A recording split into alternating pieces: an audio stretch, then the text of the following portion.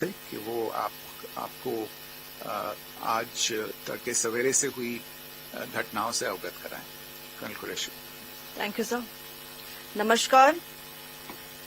8 से 9 मई 2025 की मध्य रात्रि को पाकिस्तानी सेना ने सैन्य बुनियादी ढांचे को निशाना बनाने के इरादे से पूरी पश्चिमी सेना पर भारतीय वायु क्षेत्र का कई बार उल्लंघन किया। यही नहीं बल्कि पाकिस्तानी सेना ने नियंत्रण रेखा पर भारी कैलिबर वाले हथियारों से गोलीबारी भी की। अंतर्राष्ट्रीय सीमा और नियंत्रण रेखा पर लेह से लेकर सर क्रीक तक 36 स्थानों पर 300 से 400 लगभग ड्रोनों का इस्तेमाल घुसपैठ का प्रयास करने के लिए किया गया। भारतीय सशस्त्र बलों ने काइनेटिक्स व नॉन काइनेटिक साधनों का उपयोग करके इनमें से कई ड्रोन्स को मार गिराया। इतने बड़े पैमाने पर हवाई घुसपैठों का संभावित उद्देश्य वायु रक्षा प्रणालियों का परीक्षण करना और खुफिया जानकारी इकट्ठा करना था। ड्रोन के मलबे की फोरेंसिक जांच की जा रही है। प्रारंभिक रिपोर्ट्स से पता चलता है कि वे तुर्की के असीस गार्ड सोंगर ड्रोन्स हैं। इसके उपरांत रात में पाकिस्तान के एक सशस्त्र यूएवी ने भटिंडा सैन्य स्टेशन को निशाना बनाने की कोशिश भी की, जिसे पकड़ा गया और उसे निष्क्रिय कर दिया गया। पाकिस्तानी हमले के जवाब में पाकिस्तान में 4 हवाई रक्षा स्थलों पर सशस्त्र ड्रोन्स लॉन्च किए गए। इनमें से एक ड्रोन एडी रडार को नष्ट करने में सक्षम रहा। पाकिस्तान ने जम्मू कश्मीर के तंगधार, उरी, पुंछ, मेंढर, राजौरी, अखनूर और उधमपुर में भारी कैलिबर आर्टिलरी गन और सशस्त्र ड्रोन्स का उपयोग करके नियंत्रण रेखा के पार गोलीबारी भी की, जिसके परिणाम स्वरूप भारतीय सेना के कुछ जवान हताहत हुए और घायल हुए। भारतीय जवाबी कार्रवाई में पाकिस्तानी सेना को भी बड़ा नुकसान पहुंचाया गया। इसके अलावा पाकिस्तान का गैर जिम्मेदाराना व्यवहार फिर से सामने आया। 7 मई 2025 को रात 8:30 बजे एक असफल अकारण ड्रोन और मिसाइल हमला करने के बावजूद पाकिस्तान ने अपना नागरिक हवाई क्षेत्र बंद नहीं किया। पाकिस्तान अपने नागरिक विमानों को ढाल के रूप में इस्तेमाल कर रहा है, जबकि उसे अच्छी तरह से पता है कि भारत पर उसके हमले से हवाई रक्षा की तीव्र प्रतिक्रिया होगी। यह भारत और पाकिस्तान के बीच अंतर्राष्ट्रीय सीमा के पास उड़ान भरने वाले अंतर्राष्ट्रीय उड़ानों सहित नागरिक विमानों के लिए सुरक्षित नहीं है। यहाँ स्क्रीन शॉट में पंजाब सेक्टर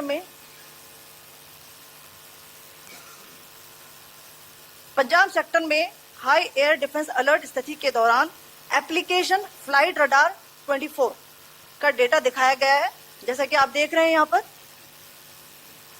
भारतीय पक्ष का हवाई क्षेत्र घोषित बंद के कारण नागरिक हवाई यातायात से पूरी तरह से रहित है।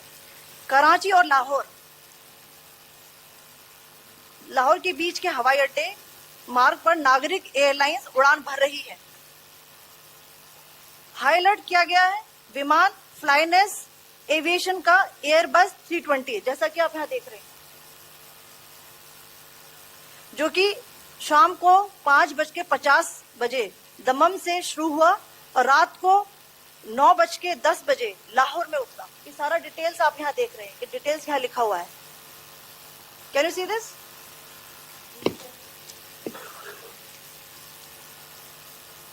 भारतीय वायुसेना ने अपनी प्रतिक्रिया में काफी संयम दिखाया और इस प्रकार अंतर्राष्ट्रीय नागरिक विमान सेवा की सुरक्षा सुनिश्चित की। धन्यवाद। जय Hind.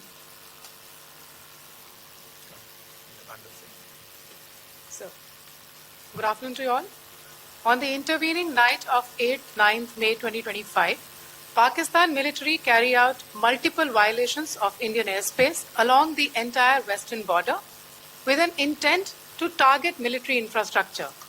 Pakistan military also resorted to firing of heavy caliber weapons along the line of control. Along the international border and line of control, drone intrusions were attempted from Leh to Sir Creek at 36 locations with approximately 300 to 400 drones. Indian Armed Forces brought down a number of these drones using kinetic and non-kinetic means. The possible purpose of these large-scale aerial intrusions were to test the AD systems and gather intelligence. Forensic examination of the drone debris is being undertaken. Preliminary reports suggest them to be of Aziz Guard Songa drone of Turkey. Later in the night, an armed UAV of Pakistan attempted to target Bhatinda military station, which was detected and neutralized. In response to the Pakistani attack, armed drones were launched at 4 air defense sites in Pakistan. One of the drones was able to destroy an AD radar. Pakistan also carried out artillery shelling across the line of control using heavy caliber artillery guns and armed drones at Tangdhar, Uri, Poonch, Mendhar, Rajouri, Akhnur and Udhampur in Jammu and Kashmir area, which resulted in some losses and injuries to Indian Army personnel. Pakistan Army also suffered major losses in Indian retaliatory fire. Additionally, Pakistan's irresponsible behavior again came to fore. Pakistan did not close its civil airspace despite it launching a failed unprovoked drone and missile attack on 7th May at 8:30 hours in the evening. Pakistan is using civil airliners as a shield, knowing fully well that its attack on India would elicit a swift air defense response. This is not safe for the unsuspecting civil airliners, including the international flights, which were flying near IB between India and Pakistan. The screenshot we just showed and we shall share with you, it shows the data of the application Flight Radar 24 during a high air defense alert situation in the Punjab sector. As you have seen, the airspace on the Indian side is absolutely devoid of civil air traffic due to our declared closure. However, there are civil airlines flying the air route between Karachi and Lahore. Amongst the other civil aircraft that you can see, we have highlighted an aircraft which is Airbus 320 of Flynas Aviation, which was originated from Dammam at 1750 hours and landed later at Lahore at 2110 hours in the night. Indian Air Force demonstrated considerable restraint in its response, thus ensuring safety of international civil carrier.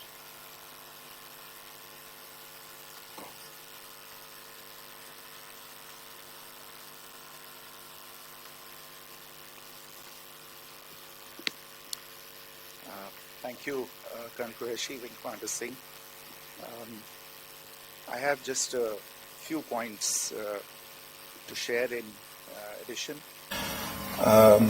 कल रात की पाकिस्तानी सेना की कायरतापूर्ण गतिविधियों से आपको colonel Qureshi और विंग कमांडर सिंह ने पहले ही अवगत करा दिया है. These provocative and escalatory actions that were taken by Pakistan last night were targeted at Indian cities and civilian infrastructure, in addition to some military targets. The Indian Armed Forces responded proportionately, adequately and responsibly. ये जो हमले हुए कल रात को भारतीय सैन्य इकाइयों ने पर्याप्त रूप से और एक जिम्मेदाराना रुख अपनाते हुए इन हरकतों का उत्तर दिया. What I want to underline is that the official and blatantly farcical denial of these attacks that Pakistan carried out by the Pakistani state machinery is yet another example of their duplicity and the new depths that they are plumbing in their quest for disinformation. The other point in the same vein is Pakistani claims that they did not target or attack any religious places. You would recall that yesterday I shared with you an incident related to the attack on a Gurdwara in Poonch. Instead of owning up to these attacks. Pakistan made the preposterous and outrageous claim that it was the Indian Armed Forces and the Indian Air Force that was targeting cities like Amritsar and trying to put the blame on Pakistan. This is nothing but a desperate attempt by Pakistan to disown its acts of aggression, but it is also true to type in its effort to deceive and mislead the world. It will not succeed. The Gurdwara in Poonch in particular was attacked by Pakistan, and some local members of the Sikh community, including a Ragi of the Gurdwara, lost their lives in this incident, as I shared yesterday. TV पर आप इस हमले के चित्र देख सकते हैं. In addition, that we would attack our own cities is the kind of deranged fantasy that only the Pakistani state can come up with. Perhaps they do it because they are well versed in such action, as their history would show. The last point I wanted to make this evening is again this disinformation that is coming from Pakistan about India targeting the Nankana Sahib Gurdwara through a drone attack. This is again yet another blatant lie and part of Pakistan's disinformation campaign. As we saw in the Pahalgam attack, Pakistan is again trying desperately to impart a communal hue to the situation with an intention to create discord. Again, we are not surprised. India's steadfast unity in itself is a challenge to Pakistan. Let me stop there. I have time only for a few questions and be happy to try and answer them. First, I call Siddharth. Siddharth, please. Hi, sir. Siddharth from Lyon. So this is Siddharth, behind, please. The other Siddhant. Yes. Hi, sir. I'm Siddharth from CNN News 18. Sir, I only want to know from you the status of Kartarpur corridor. Is it open or not? You can. I think you're all aware of the situation along the entire India-Pakistan border and the areas around the line of control. In view of the existing security scenario, the services of the Kartarpur Sahib corridor have been suspended till further directions. We'll update you as and when there is a change in the situation. You have a question here, Rishabh? So, good evening, Rishabh from Times Now. So, you spoke about religious places being hit in Jammu. There's another religious place which is Carmelite Nun church that has been hit. What do you have to say about it? Yeah, actually, we do have some information about this extremely regrettable and condemnable incident. During heavy shelling across the line of control in the early morning of 7th May, a shell fired from Pakistan landed just behind the Christ School run by the Carmelites of Mary Immaculate congregation in Poonch. Tragically, the shell fired from Pakistan hit the home of 2 students of the Christ School. Both students unfortunately lost their lives and their parents were severely injured. Another Pakistani shell struck a Christian convent of nuns belonging to the congregation of the Mother of Carmel, damaging water tanks and destroying solar panel infrastructure. Several priests, nuns, school staff and local residents took refuge in an underground hall beneath the Christ School during the shelling by Pakistan. The school happened to be closed at the time, fortunately. Otherwise, more losses would have occurred. Again, we have seen the Pakistani side targeting and shelling places of worship with a particular design. This includes gurdwaras, these convents and temples. This is a new low even for Pakistan.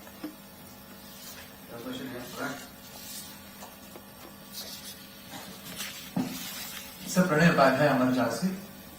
Sir, कल आपने इसी podium से पाकिस्तान के IMF bailout को लेकर और Indus water treaty को लेकर जो टिप्पणी की थी, उसकी पाकिस्तान में काफी तीखी प्रतिक्रिया भी आई और उसके बाद हमने देखा कि पाकिस्तान की तरफ से किस तरीके से लेह से लेकर भुज तक पूरी बॉर्डर के ऊपर जो इन्वेजन था वो किया गया।